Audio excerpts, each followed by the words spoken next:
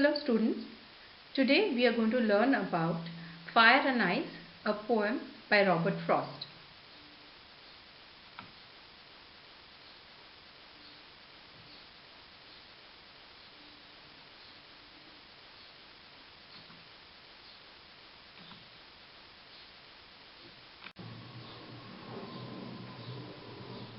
Robert Lee Frost, one of the greatest American poets, is known for his realistic depictions of nature and rural life. The only poet to receive 4 Pulitzer Prizes for poetry.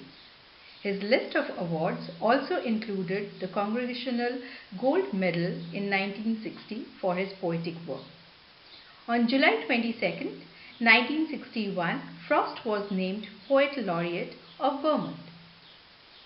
He is very much well known for his poem Stopping by Woods on a Snowy Evening, The Road Not Taken, Mending Wall, After Apple Picking, etc.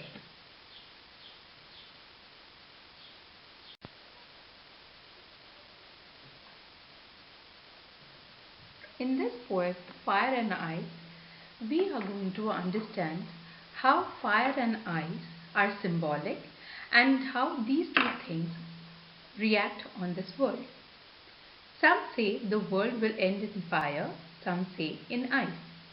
Over here, fire is symbolic of desire and ice is symbolic of hatred. So, the poet says that the world can end in fire or the world can end in ice, but it does not have a literal meaning. That means the world will not be burning with fire, nor will it be destroyed by ice. Rather, it's because of the human desire, which becomes excessive at times, that the world can perish, or it is because of the hatred that human beings have for others, because of which the world can come to an end. He also says, from what I've tasted of desire, I hold with those who favor fire. The poet feels over here that desire can actually bring an end to this world.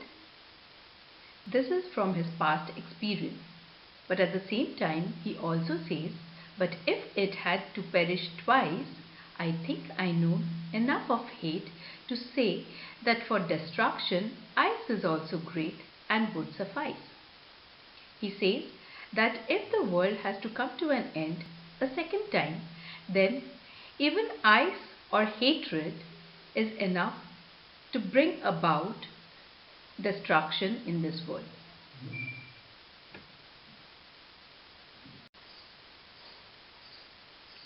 There are many poetic devices used in this poem. The first one is symbolism. Fire symbolizes desire or passion. Ice symbolizes hatred, cold, and cruelty. There is one poetic device which is known as enjambment. In this poetic device, the idea flows from one line to the other without any punctuation or pause. For example, I think I know, from that line to the end of the poem, we have no punctuation and a single idea flows till the end. I think I know enough of hate to say that for destruction ice is also great and would suffice. So since there is no punctuation over here and it seems to be one sentence completely written in different lines, it is known as enjambment.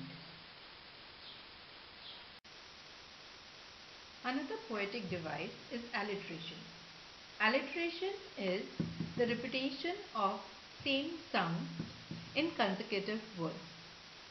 It has to be the repetition of same sounds in the beginning of the word in consecutive words. For example, favor fire.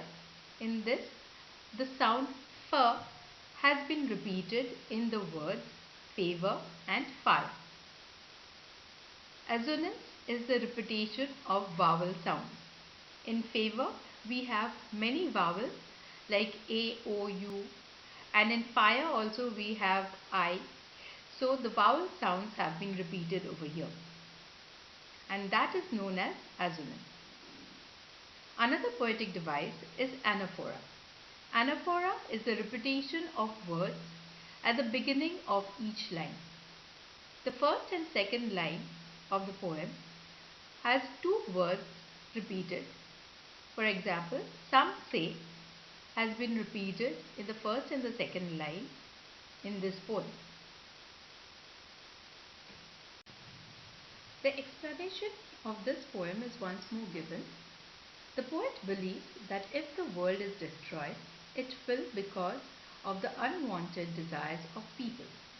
The poet says that like desire, hatred can equally make the world perish. He has had enough experience of hatred and so can confidently state that it too is equally capable of destroying the world. So we come to the end of this lesson, Fire and Ice by Robert Frost.